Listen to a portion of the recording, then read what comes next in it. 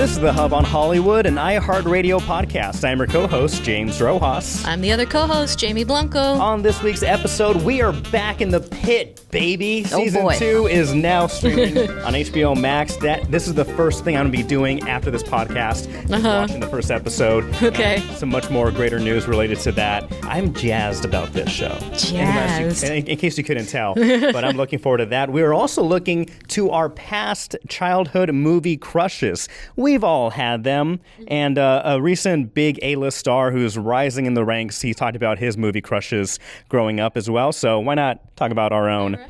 A new year means a new live-action adaptation of a beloved and already perfect film that needs no adaptation.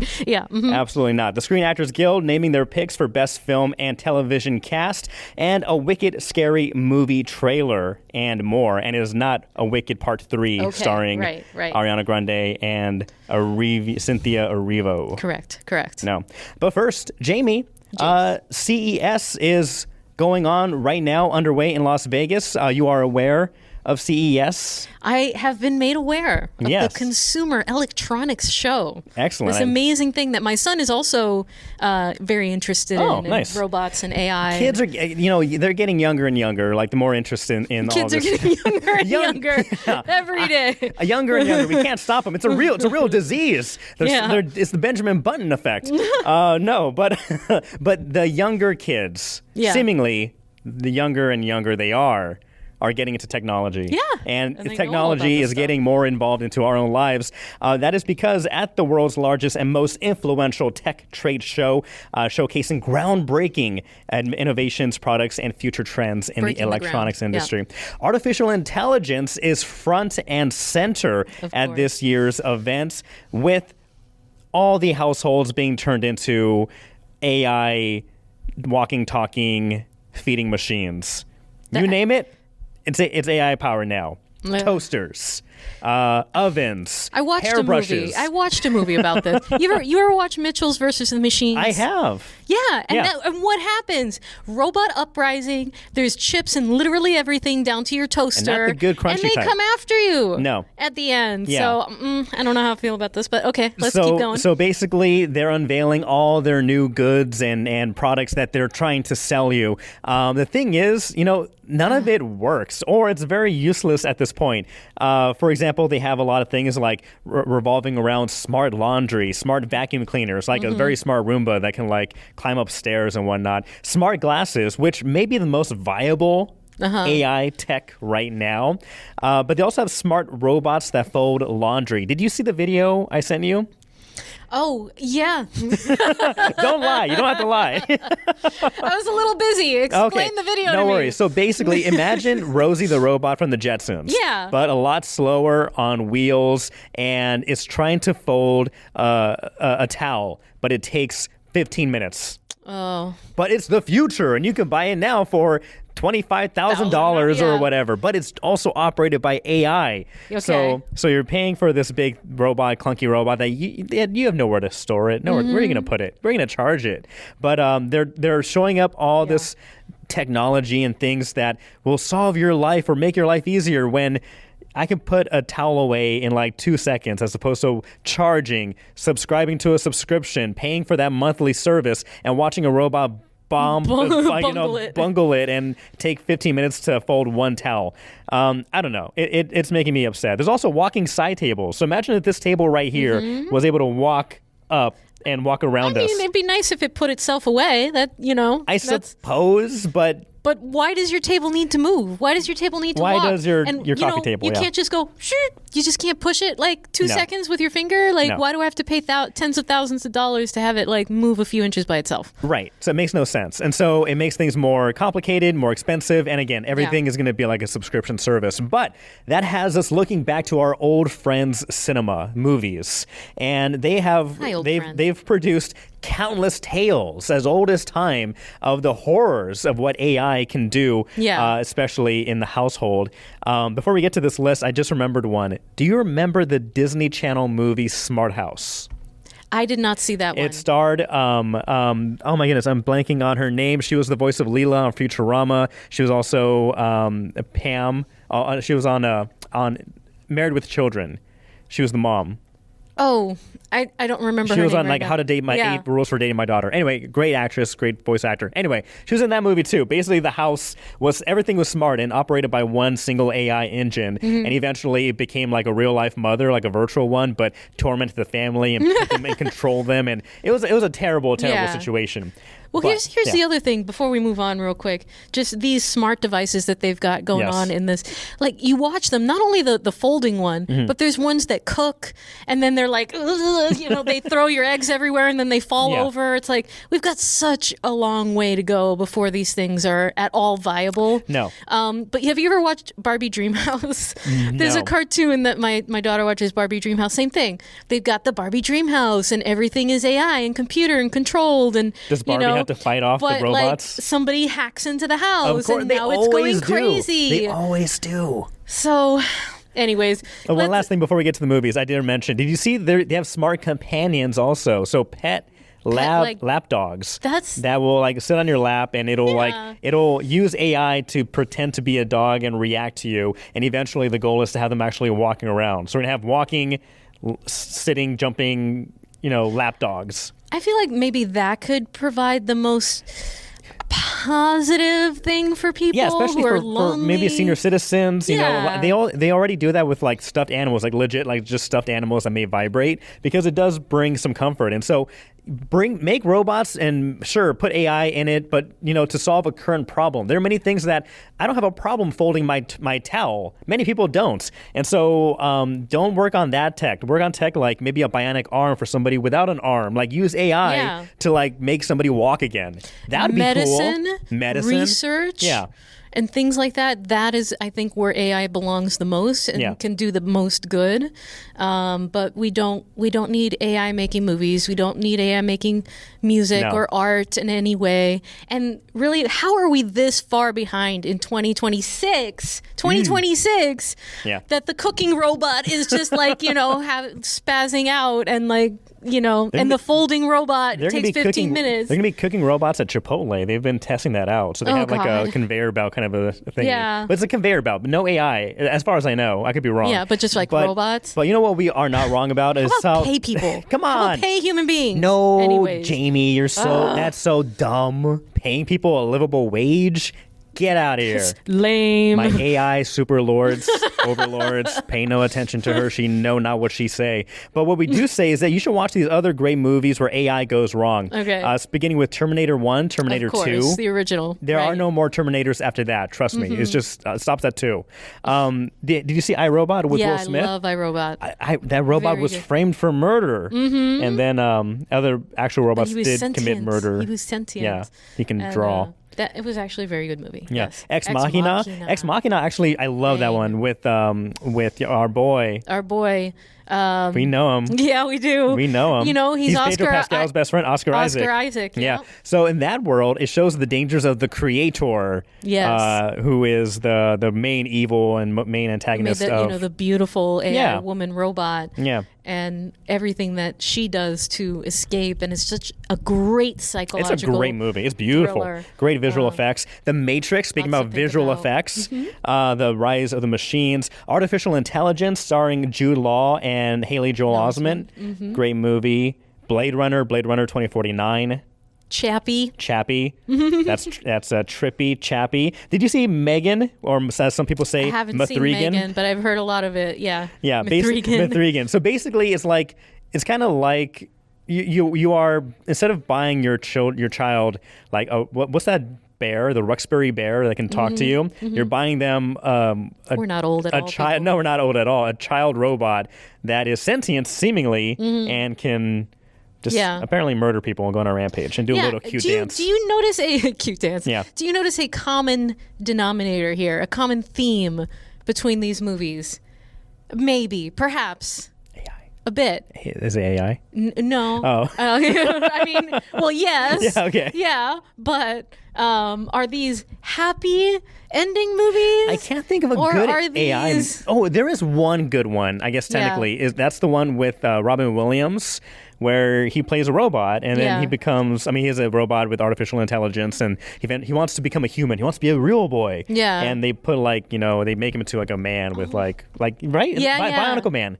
I think so. Yeah. Bionicle Man, Centennial Man, something like that. Yeah. No, but there's another movie too. Is it Short Circuit? The Short Circuit movies where it's the robot who's like a cop, or he's the friend of the kid. You mean RoboCop? No. I mean Short Circuit. Back from the depths of my memory, my childhood movie memories. I don't know. It was so good though. It was like the sentient robot, and then he makes friends with the kid, and I think in one of the... I think you're thinking of Terminator. Terminator 2. Anyways, they are nice to kids, though. That's like a theme. Yeah, I suppose. I'm sure some children have been, maimed in the making of AI intelligence. But basically, I think there's a warning here. Do you not think so? Yeah. I mean, all of these movies have a common theme ending.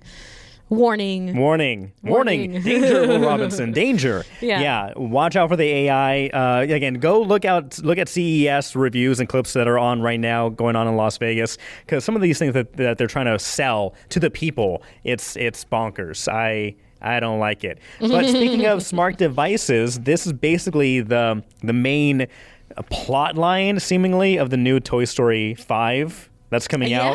The latest image has been released, and if you can pull it up, I actually have it right here too. But basically, we have a picture, a screenshot of Buzz and Woody inside of a closet, but they're peeking through the little slats of the closet door, and they see Bonnie. Face glowing with the shining of an iPad, or whatever that lily pad, toad thingy pad is, and then her mom looking down at her as well. I guess they're trying to solve a problem. She looks very concerned right now. Bonnie has a very concerned look on her face. But this is do you think they'll stick the landing on this one? What do you think the message will be? I think that probably the message ultimately is going to be that human connection and connection with toy is more valuable than connection with AI, with computer, right?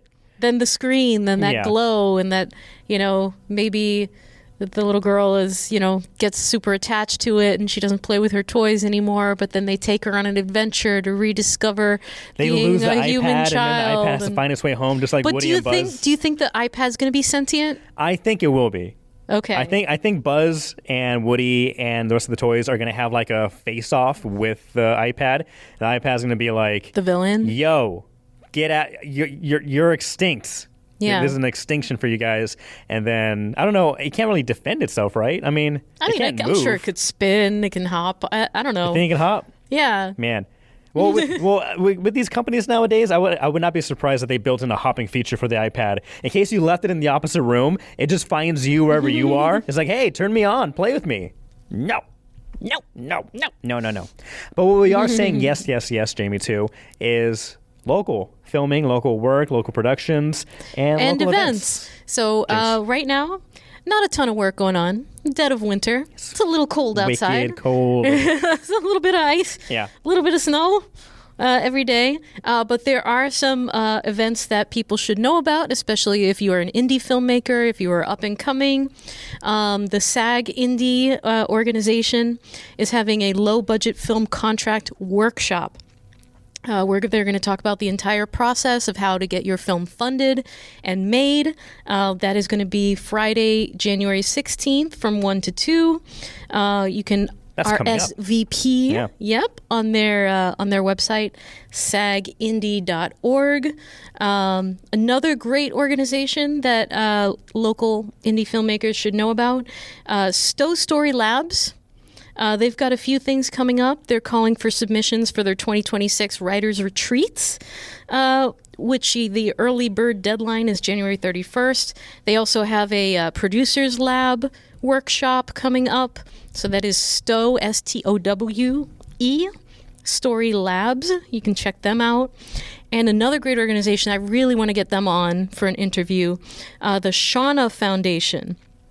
They are opening submissions for their Women in Film Fellowship, and this is a big deal. This is a lot of money. Yeah. So submit your story ideas to the Shauna, SHAWNA Foundation.org. Big cash payout for this, and you get a mentorship to help you through every step of the process of making your film. That's a women in film fellowship. Yeah. With that, so don't sleep on this. Yeah. We've got a number of things that may be coming soon down the pipe, but more towards the spring. So stay with the Hub on Hollywood. We'll continue to let you know casting calls, movies, etc., etc. We want to get you in the films. Yeah. Not just talk about them. We want to get you in them.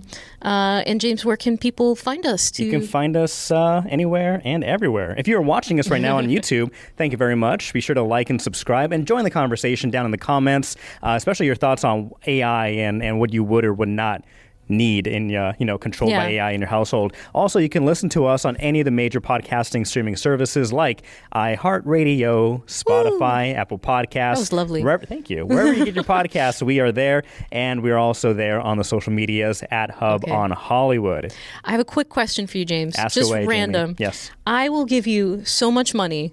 Okay. Bonus points if you can identify what this picture is referencing. Okay. My husband just sent this to me. Okay. It's my son wearing a T-shirt. Oh, yeah. That says Scott's Tots. Yeah, The Office. Yay! Bonus! All right. Did you not know her? No, I know. I'm forced to know. Nice. It was like the worst, most uncomfortable episode of The Office ever. Of TV. And my husband, who loves The Office, got my son a T-shirt that says Scott's Tots. That's fantastic. So he is waiting for his promised free college tuition. Yeah.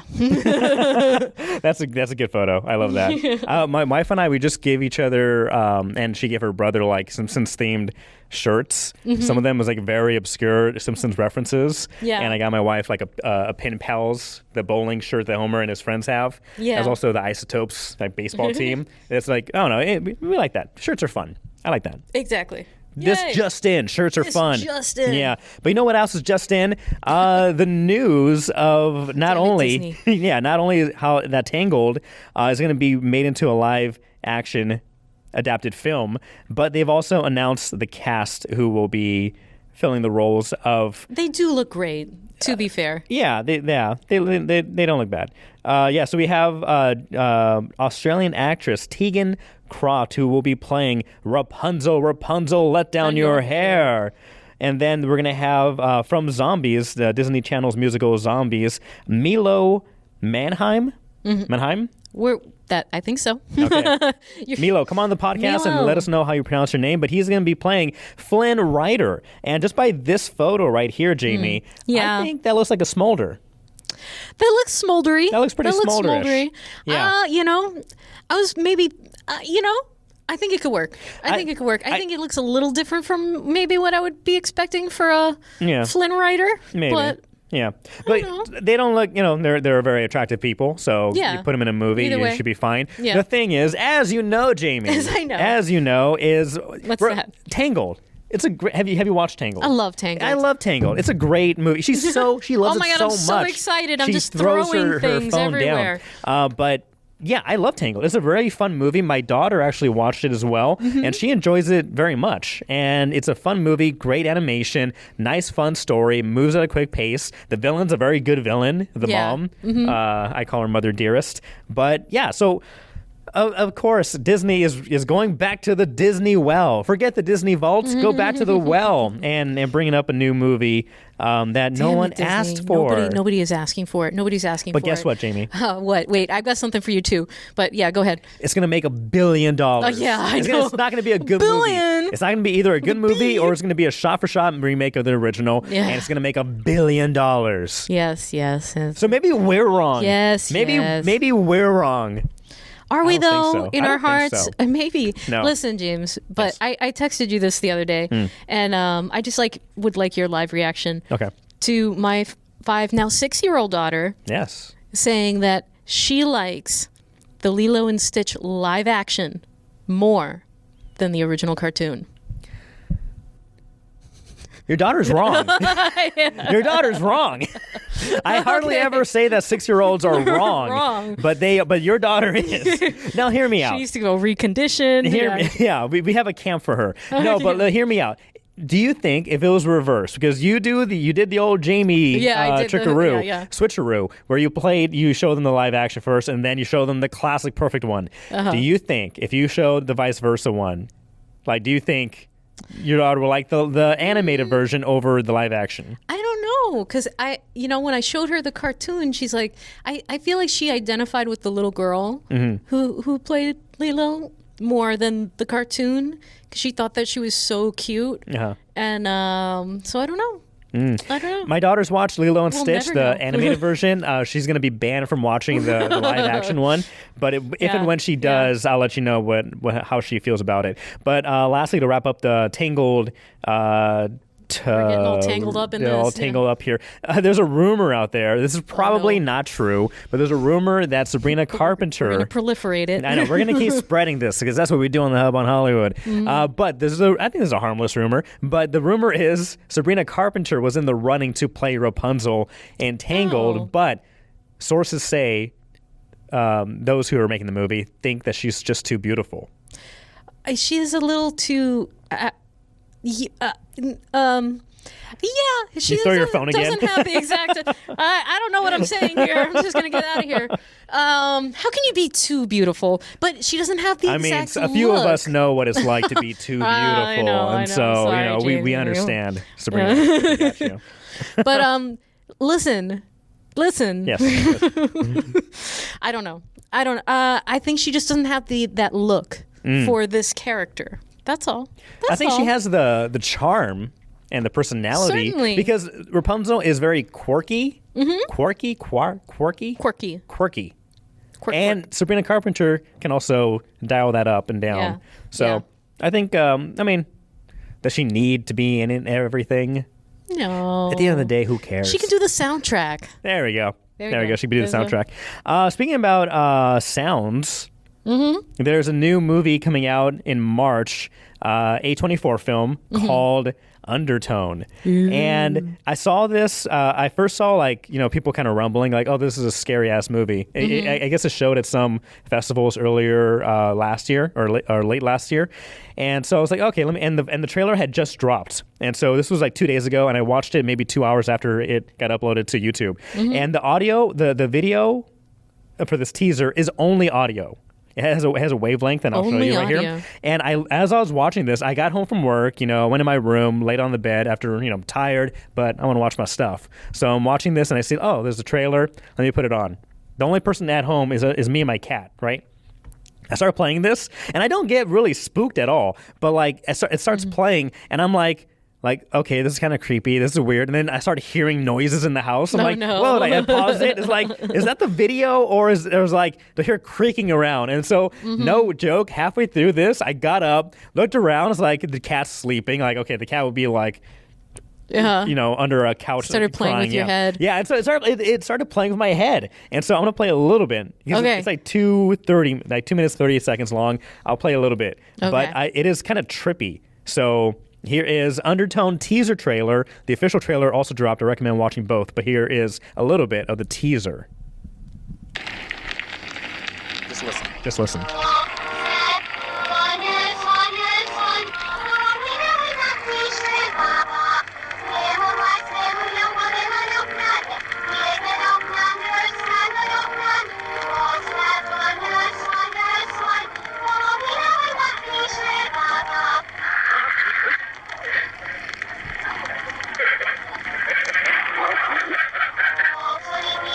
Like the hairs. I don't trust this. Like the hairs on the back of your neck. Like.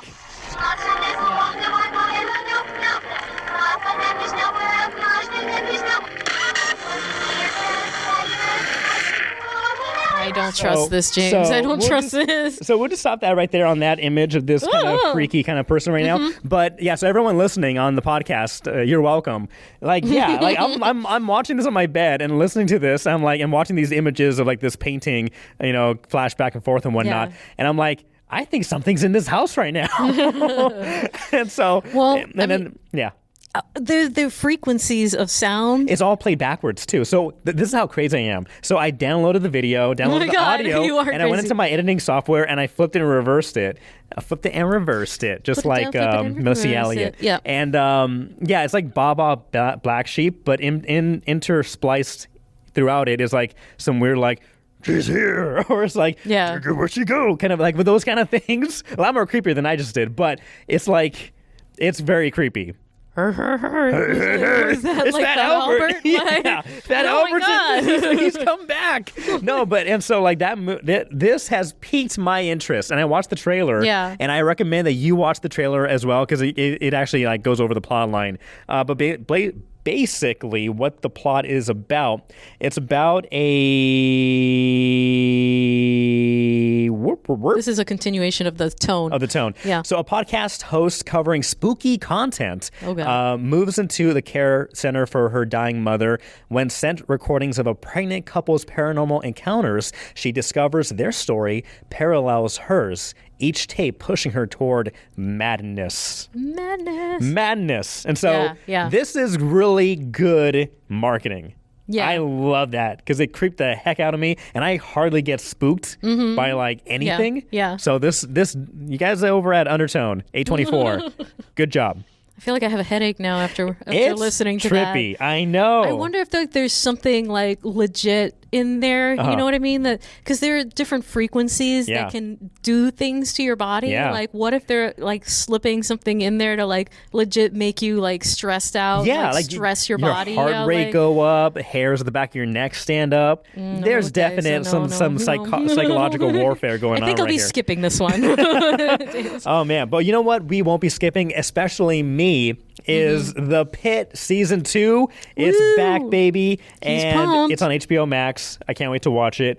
Season 3 has already been confirmed. What? They're going to start filming this summer so they can have another January release premiere. This is how you make shows. This is how you do it. Yeah, you don't wait 2-3 years in between seasons. Stranger Things over there. Well, this has a lot less like special effects and CGI. But the story's also better. The story's also better. Sure, it is. Even with all the years of time and planning, Stranger Things should have a better script from what I've heard people say. I haven't watched it. So this is just me, Monday morning quarterbacking it. But I can't wait for The Pit. Good stuff. And I've been watching something really fantastic, recommended to us by a friend of the show, Mr. Dennis Grajeda.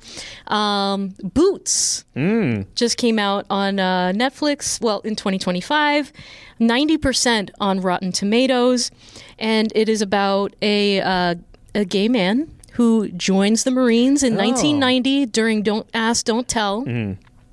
And this is not normally my deal, right? I don't like military shows and things like that. And but this is so well done. It sucks you in immediately. I should probably say that differently. Phrasing. It brings you in. It draws you in. Can I let's just cut that. I'm going to do the Undertone remix. It draws you in immediately. There we go. Right? The characters are very, very good. It blows you away. Oh my God. I ruined this. I ruined this episode. So this one is actually, I have heard about this. The season 2 got canceled, or plans for a second season got canceled. Yeah. Because there's a whole controversy. Seemingly due to the pressure from the Trump administration and the Pentagon, which publicly slammed the show for, I'm not even going to repeat that, basically LGBTQ backlash. Yeah. So which is the worst possible reason. I too have heard it's a great show, really good show, and a lot of people resonated with it, especially since it is on a topic that millions of Americans, or at least hundreds of thousands in the military over the years, have been directly impacted by. Absolutely. And it's not about being gay. Yeah. That's the other thing about the show. Yes, the main character is Cameron Cope. He kind of impulsively joins the Marines with his buddy, and he wants a change. He wants to be something new. But it is not just about him being gay. It is about the military. It is about boot camp. It is about transformation and changing your life and becoming something better and overcoming obstacles. It is so, so good. And I feel like there are a lot of ways that they could have made this terrible. Yeah. There are a lot of ways that they could have gone a different direction with the story or made it cliche or done something inaccurate. But I was talking to my husband, who's an Air Force veteran, and he's like, this is one of the most accurate depictions of boot camp that he's ever seen. Yeah. Now, he wasn't a Marine, but, you know, the boot camps are kind of similar, but theirs are much more intense. Yeah. Just the tension that they build, right, with everything that they're working towards, right? Everything feels like the end of the world. Every challenge, every failure, it feels like the end of the world, the end of your purpose in life, the end of, right? They do such a wonderful job of building that tension. And then when you get those comedic moments, when you get those moments of relief, it really is like a tremendous relief. Yeah.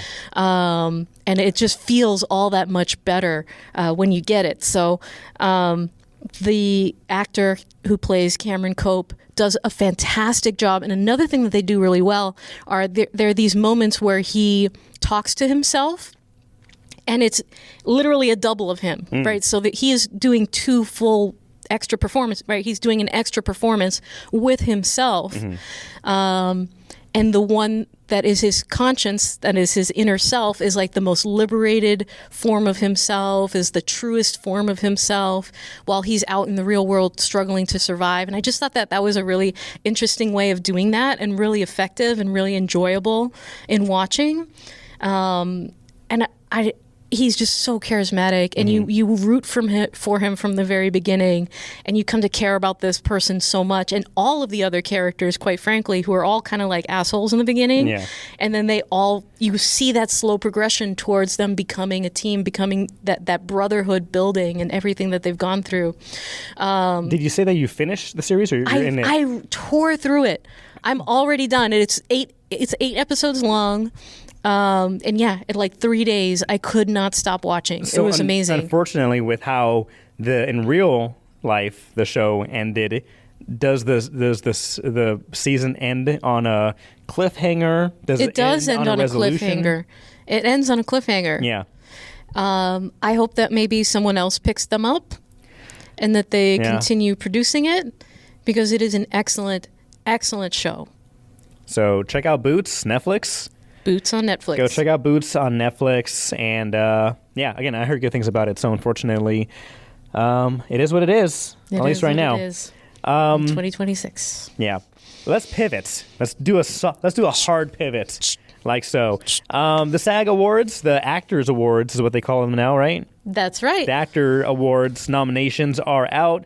And leading the pack. A lot of great movies, a lot of great performances up for noms. And we'll just start, we're not going to go through the whole thing, but basically looking at the outstanding performance by cast in a motion picture, we have Frankenstein, I think also on Netflix. Guillermo del Toro directed it, starring Jacob Elordi, who we will talk about later in this episode. Hamnet, which is starring Pedro Pascal.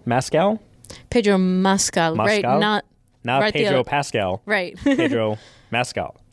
Marty Supreme, One Battle After Another, and Sinners. Let's see, we have other... Now, One Battle After Another, they were the standout, I believe. They got 7 nominations to kind of lead the pack in that. Frankenstein and Sinners also raking up a bunch of nominations. Sinners, 5 nominations, Frankenstein, 3, Hamnet, 3, Marty Supreme, 3 as well. So really looking forward to this. Again, some of the male actors, female actors, some of the people you would expect to see. Emma Stone. I heard Begonia is really good. That's one where people think she's a alien. Maybe she is. I haven't seen the movie. Chase Infinity, One Battle After Another. Great in that film as well. Rose Byrne, If I Had Legs, I'd Kick You. For a male actor, a couple of them include Leonardo DiCaprio, Ethan Hawke, Michael B. Jordan, Jesse Plemons, Timothée Chalamet. Chalamet. Yeah. In the women's category, some people were complaining that someone was left out. Who? From Wicked, Oh, well, which Cynthia Erivo Okay. was not nominated in anything for the Actors Awards, but the other one was. What's her name? The one who plays, Ariana was nominated, but Cynthia wasn't. So some people were not happy about that. In the musical category? No, Ariana was nominated for supporting actress. Supporting, okay. Right. Well, so some people were not happy about that. poor people. Those poor people. I believe the Golden Globes is this weekend, hosted by Nikki Glazer, who is a hilarious comedian, and this Actors Awards, that's going to be in March 1st. March 1st. Yeah. All right, so keep an eye out. Who do you want to win? Who will win? Let's place our bets. But you know what I'm betting on? That you and I have the right taste, the right picks for our movie crushes from our childhood. And I'm not just talking about this topic out of the blue. I'm talking about it because Jacob Elordi, he was recently interviewed, and he revealed his childhood movie crushes, who were, who he looked up to and fawned over. As a child. Some of these are, totally like understandable, kind of same age range era, and then some completely separated by decades. But I understand that. A couple of his on his list of movie crushes or TV crushes: Barbara Eden from I Dream of Jeannie. Oh, that's like back in the 70s. That's good. A man of good taste. Mary-Kate and Ashley Olsen. Specifically from 2004, New York Minute. I think if you say Mary-Kate, you have to include Ashley and vice versa. You just can't be like, I'm more of an Ashley Olsen. They're the same. Identical. Yeah. Miley Cyrus, specifically from the Hannah Montana era. Hilary Duff from the Lizzie McGuire era. Our movie as well. And get this, Jacob Elordi, he's very comfortable. I don't know what his sexual orientation is, but he's apparently very comfortable by saying this. But he said his first celebrity crush was actually Brad Pitt. Wow. Yeah. Wasn't he all of ours? As well as Orlando Bloom, but as his character Legolas in The Lord of the Rings. Yes. So that has us, I think it's still connected. Okay. Cool. We good? Yeah. All right. Excellent. All right. So we have our own little list of our movie crushes growing up, and some around our own age range, I would assume. And some not. and some not, for sure. But do you want to do one-on-one? Yeah, let's go. All right. This was my awakening as a child. This is when I realized I like women. I like women. Jamie Lee Curtis in True Lies. Yeah. Jamie Lee Curtis. Yes, she has been many people's awakenings. Oh yeah, True Lies. You know that scene. You know that scene. Yeah, that's my scene. I was always impressed by her. Also, I am also named after her. Woohoo! All right. Yeah, Jamie Lee Curtis. Many people's awakening there. Mine.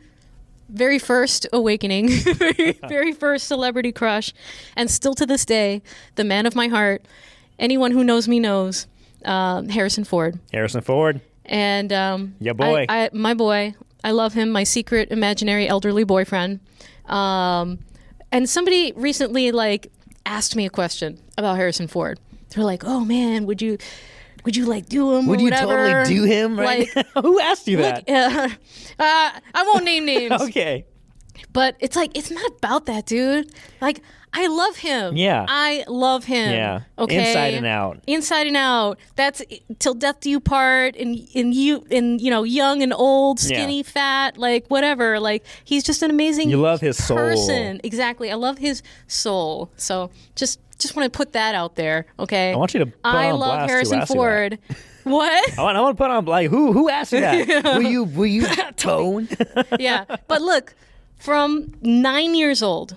From 9 years old, I've been in love with Harrison Ford, and that's never going to change. Harrison can get it. Also, childhood crush of mine, Charlize Theron. Theron. Nice choice. Very. I had a growing up. I had behind my door. I had cut out magazines because at the time she was in every magazine. Yeah. And I just cut out magazine pages of her and taped them on my door. That's so nice. I did the same thing. I still have those in my house. My wife is very upset by them. She says, "Take them down." I say, "No, Nay, I say. Nay, I say. Nay, I say. Yeah. Who I also had on my wall growing up as a teen, Mr. Devon Sawa. Mr. Slim Shady. Mr. Casper himself. Casper, yeah. Who played, right, Casper and Casper, and it's like, oh my God! I don't think really? he did the voice of Casper. I think he did the body of Casper. He did the body. He did like at the very end. Yeah, when he goes back to life for a brief moment in time. Can I keep you? With, oh my God! Christina I love Ricci. that. Christina yes, with Ricci. Christina Ricci. Yeah, Christina Ricci. I'd say if my list was longer, she'd be added to it. Okay. On my list also Emma Watson from the Harry Potter films. Yeah. How could you not fall in love with her during that period? Yeah, that's the same true. age. Yeah. That's true. Oh my God. Carrie Yules. Oh yeah. Carrie Yules Carrie from can get from The Princess Bride and Men in Tights, Yeah. and he was just like in everything. He was the 90s heartthrob back He's so then. good. He was also he's so cute. He was also in the live He's so hot. action Jungle Book. The one back. Do you remember that one? That has like in the 90s. The Jungle Book took place like in India. I think that's where the actual book and story does take place. But they actually filmed it with live like bears, tigers, panthers, Cool. and all that stuff. It's actually a really solid interpretation of interpretation of the Jungle Book movie or the story. Check it out. Also, he's in that movie. He plays one of the English hunters or soldiers. He does a very good job. Who also always does a very good job is Sandra Bullock. Fell in love with her on Speed, as well as Miss Congeniality. I love Miss Congeniality. She's beautiful. Oh my gosh. Yeah. Yes, the transformation. Yeah. Even before the transformation, she was cool. Yeah. I love Sandra Bullock too.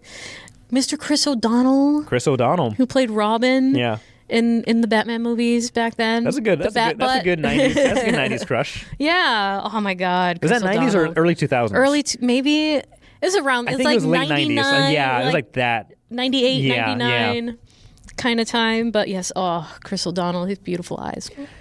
What is kind of cringy from that movie is when he did the karate to dry his laundry. He was like whipping his socks and his wet shirt and tied it around like a Like broomstick. the bat butt and the bat nipples and all No, that no, too. that It was I liked. The It was the whole karate thing was laundry. campy and ridiculous. Yeah. Now, if AI robots can do karate laundry, put that away, then hell okay, yeah. you can sign me up for that. But other than that, no thank you. But yes, thank you to Miss Eliza Dushku. Also in True Lies, and also in Bring It On. Bring it on. Bring It On. Why am I not able to picture her? Eliza Dushku. Which one is she? She's Hold the on. very cute one. The very cute one. Okay. Yeah. I actually interviewed her for WBZ, so that was You actually did? like a personal all right. Eliza Dushku. Oh, yeah. Yeah. Oh, good choice. Yeah. Good choice. Yeah. So, It's awesome when you get to meet your crush. yeah. too. I didn't tell her that because I Yeah. didn't want to make her uncomfortable, but Right. I was like, oh my scare God, I'm away. interviewing Eliza Dushku. Call HR and all that. Let us know. Don't call HR on us, but let us know who your movie childhood crushes were. We all had them. Do you ever had? I know this is it's not controversial, but every kid, I think, when you watch a cartoon, there's some cartoon characters where you're like, Damn. yes, please. For me, Roxanne from Goofy Movie. Yeah. Yeah. That was pretty good. Some people online have said Nala. Nala. Some people have said Robin Hood from the animated. Yes, Robin Hood from Yeah. from the animated Robin Hood. That Yeah, that one. one. But also surprisingly, Crash Bandicoot from the Crash Bandicoot games. can It's see just that. something about the wide shoulders. And he had the board shorts also, right? yeah, the board shorts. So Yeah. you know. Bandicoot my Crash my Bandicoot. Anyways, this podcast is over now. This podcast is over. Thank you so much for watching and sticking through and letting us embarrass ourselves with our childhood movie crushes. But again, comment down below during the conversation. Let us know who you were fawning over, who late at night you were dreaming of while watching that movie or TV show. Also, comment on your thoughts on just the use of AI. Now, who do you have on your wall? AI, not only in our household, but in movies. What's your opinion on that? Also, what are some of the other topics we hit on? We hit on so many things today. The SAG Awards. The SAG Awards. Who do you want to win? The Pit. Watch The Pit. Boots. Boot, Scoot, and Boogie. Sure. Yeah, sure. Well, this was The Hub on Hollywood. I'm James. I'm Jamie. We will see you ya next time. next time.